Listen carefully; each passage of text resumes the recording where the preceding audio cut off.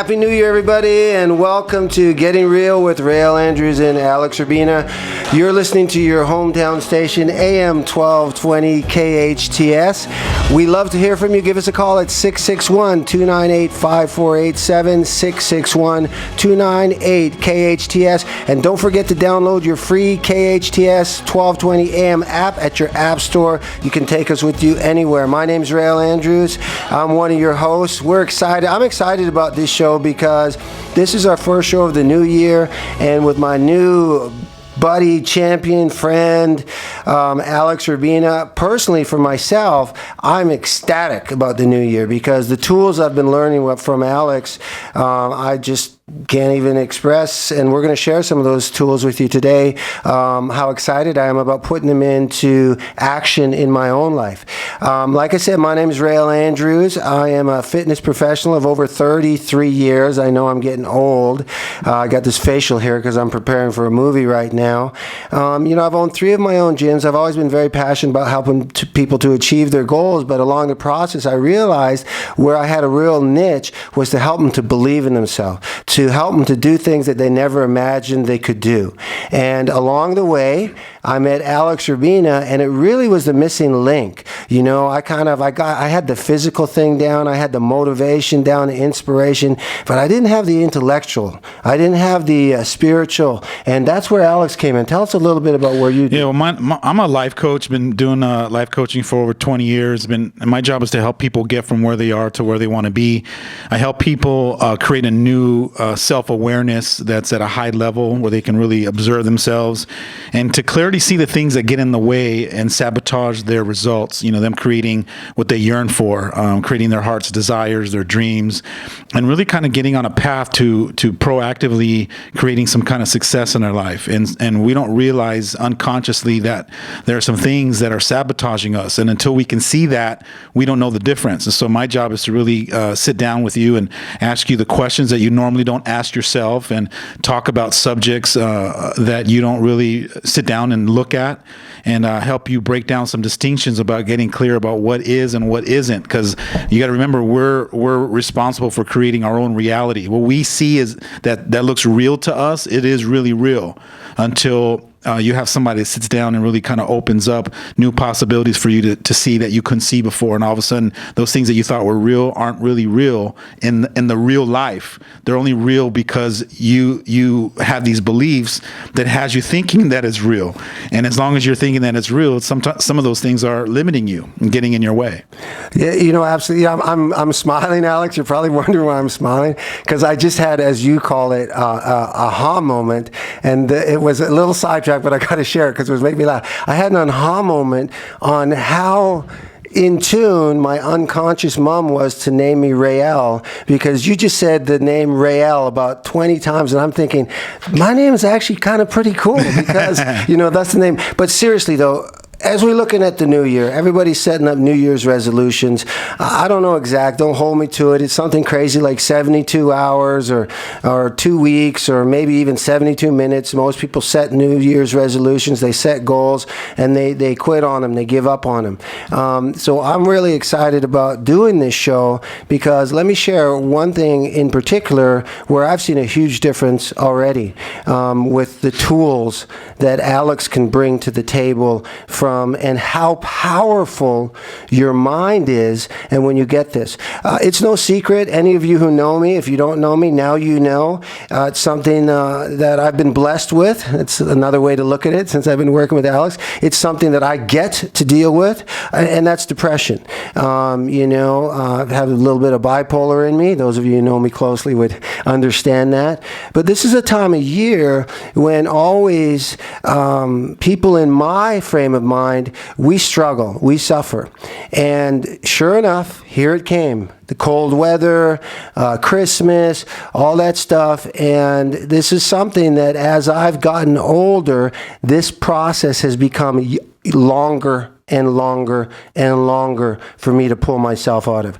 I've developed so many tools on my own before I met you. I called it dog paddling, that I knew I'd get out of it eventually. Just dog paddle, Réal, just stay in the game. And then one day I wake up and I'm all better. And last time, I think it was 3 or 4 months. And that's a long time out of a year. We sat down last week at a session, and you said, I apologize for, getting emotional, but it's kind of powerful because you immediately noticed something was wrong with me. And you said, what's going on? And I said, I'm depressed. And you said, well, what does that look like? And I said, it sucks, it hurts and everything. But within an hour, you gave me some tools and you gave me things to think about in a different perspective. And I'm just keeping it real with you, Alex. I was like, I walked away from that and I go, that's kind of a bunch of, I said, Alex don't really understand what it's like to be in my world. I said, I love him, but I don't think but me being coachable, I said, you know what, let me give it a try. Let me, Lisa, give it a try. What do I got to lose? And by the next morning, I was back on my feet, man. I mean, it really worked. And so I thank you for that. My family thanks you for that, because I spent half a day being depressed, not 3-4 months. So maybe you could share with the people out there listening, because I know there's a lot of us, some of the tools you shared with me to help me pull myself out almost immediately. I think that, more importantly, it wasn't really what I did. It was more about what I was saying to you. And if I look back at what specifically I was saying to you, all I was really doing was reminding you how amazing you are. I think that when we get depressed, we forget that we're powerful, creative beings.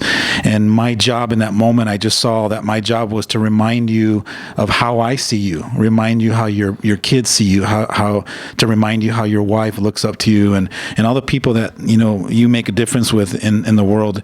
They see you from different filters. They see you with different eyes. They see you with clarity. They see your greatness. They see you're magnificent. They see that S you wear on your shirt is not just a shirt. It's really the magnificent being that you are and the gift you are to the world. So my job was really to remind you of who you are. Mm-hmm. And I think an hour sitting with me, I'm pretty good at pointing out all the goodness that you are. And you are fighting all the limiting beliefs that you have and thinking that results and having things is what brings you happiness, and I just kept reminding you that your spirit and you just being alive and being grateful for what you have is what you should be focusing on. So it was really about me just helping you get some clarity. That's really what it was, and I'm glad I was able to to point those things out to you. But more importantly, I'm glad that you were willing to listen and you were open and you were hungry, and it was almost like the way you were looking at me was like, Alex, I want to see what you see. I want to hear that what you're saying is the truth. And I was glad that I was able to plant those seeds, but it was really in you going home and letting those seeds cultivate, and within 8 hours or 12 hours, I knew that if you really believed in it, that it would cause a shift in you, and obviously it did.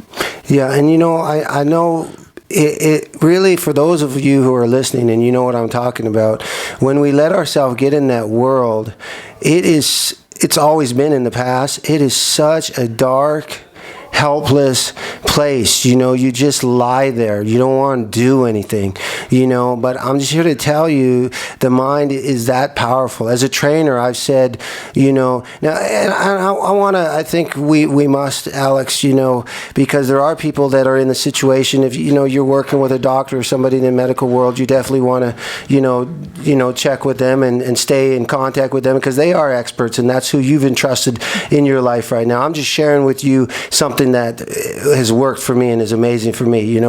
What we share on this show isn't necessarily great for everybody, but it's a possibility that it may work too. Yeah, absolutely. I'm not living in the illusion that I'm a great coach for everybody. I know that there's certain people that can't hear what I'm saying, mm-hmm. Whether they have the context or the consciousness to be able to hear what I'm saying and really believe in what I'm saying to them. Some people, we're all at different levels of consciousness, and some people, they've become very hurt and real delicate when it comes to life and certain situations in their life, and they're at a certain level where they need a therapist or they need a psychologist or they need medication or whatever it is to get them to the next level. My job, I work with average and ordinary people that want to realize that they're extraordinary. That's my qualifications, and so you have to bring a little bit of substance with you. You got to bring a hunger. You got to bring some kind of desire. Now, I'm great. I can hit home runs with people like that all day long. You got to be somewhat coachable. You can't have the major dysfunctions where you can't, keep your word, or you have no integrity. You're a master manipulator. You have you're egocentric. Those kinds of things are just going to sabotage you. We won't even get past the first hour working with me. And I'm not saying that from an arrogant place. I'm saying that from the experience. Reality. It's the experience that I have working with people for 20 years. You got to be hungry, and then I can help you create some extraordinary things. But you got to, there's help for somebody in all levels. Mm-hmm. And, Alex, I say, now that I've done my disclaimer, I'm going to go 360 degrees the other way and be bold, okay? I'm just telling you that it's not somewhat coachable. You got to be completely coachable. You've got to be all in. You've got to be willing to make a choice and make a decision to choose right now, in this present moment, my life is going to be different. I'm not going to be a victim to what we know as the ego, the enemy, that's going to continue to keep you down. Everybody listening to this show knows what we're talking about. You're not crazy. You're not crazy. You all have three voices in your head. Right, what's funny? I did a post today. On all my social media, and I actually talked about being crazy. Yeah. And I said crazy does exist. Yeah. And I said we're all a little bit crazy, to some degree. And I said I think my last statement was you have to learn to love crazy. For me, it's learning how to embrace the craziness in all of us, learning how to accept that my sister might be crazy, or my mom, or my uncle, or my kids. I might even be a little bit crazy, but it's a matter of learning to accept that we're all different, rather than keep putting people in boxes saying, nah, she's crazy or he's crazy. Then what you're doing is you're separating yourself from everyone. What's the point of living this extraordinary life if you've just put people in boxes and labeled them crazy, and then you don't want to deal with them? What you've done is you just kind of pushed away everybody that you love in your life, because we're all crazy to some degree. But what if I can learn to love crazy and embrace crazy and allow people to be who they are in their journey and still love them anyways and still enjoy ourselves and be in those powerful kinds of relationships? Well, and you know what I love about that, Alex, is actually, that is so right on, because as an actor, okay, when I first became an actor, and I became an actor because my inspiration was One Flew Over the Cuckoo's Nest with Jack Nicholson. I used to love to watch Robin Williams. I used to, I had certain actors that were my heroes per se, or my motivation. And before moving to Hollywood, and before getting into acting classes, before walking into a party where there was Jack Nicholson, and he said, "Hey, have a seat right next to me," and I got to sit there and talk to him, I thought they were acting. They're not acting. They're really like that. They're just bringing out their authentic characters. Jack is Jack. Robin Williams, he's out of his mind, dude, and that's the kind of roles he plays. So, what I like about, when I saw that, I got a shirt made that said, "Why grow up when you can make movies? Why grow up when you can be authentic? Well, why grow up when you can be a trainer?" How many successful comedians have you heard in their stories where they said that they were always at school being sent to the principal's office because they were clowning around or making jokes, and they would have testimonies about teachers that would say, "You're not going to amount to be anybody," and they're like, "What are you talking about?" And some of them are really successful comedians. They're entertainers, and you can make a good living being an entertainer, just being who you are. And if you're silly and playful, you can create some value being, silly and playful, and you can entertain each other in the world and still make a great living at it. And I think that's what actors do is, they give themselves permission to be silly and playful, and they, turn their ego off and allow themselves to, embody a character and become that character and give it life and take it to another level. That's art. Mm-hmm. That's creative art.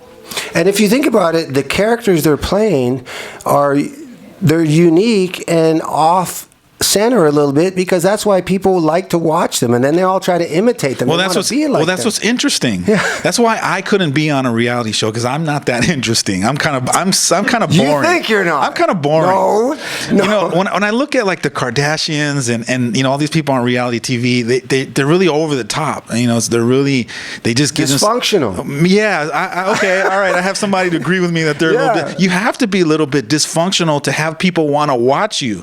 It's like, it seems like the most craziest, you know, train wreck on TV. You want to see when they're going to crash. Mm-hmm. You know, it kind of reminded me of a little bit of like the Howard Stern when he started in radio. It was like, you know, people hated him because he said things that were just out in left field, but people wanted to know what was the next thing he was going to say, or is he going to get in trouble for what he said? Look at Donald Trump right now. He's the biggest train wreck out there right now, but he's interesting. People want to see. I even don't want to watch him, but I'm watching him. Yeah. You know? And here's what I could tell you, insight. You are so, do you know, you probably don't know this, but I know it because I lived it and it affected me personally.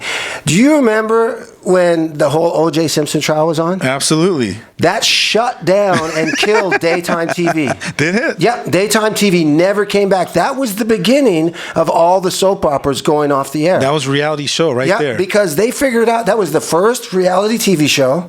And then all these producers figured out, hey, we can just get some crazy person. We don't have to pay them actor fees and just film their life and people are going to watch it. And that's what happened. The Bronco chase is shut down. I mean, it was like probably the highest watched, you know. And he's still coming back. Doesn't he have another show coming out? Probably. I don't even know he's alive. But listen, guys, we've been talking a little bit about the power of the mind, and we may go back to that a little more on the back end. We're also going to talk about the physical side, some tips to help you, because those are the two biggest things. People want more in their life in 2016. They want a different lifestyle. They also want to get in shape so they can be around longer to enjoy it. And so the great news is me and Alex got great tools for both of you. We got ways to help you be mentally sound and physically sound. We're going to be back in a couple minutes. We thank you for listening to Getting Real with Alex Rubina, Réal Andrews on your hometown station, AM 1220 KHTS.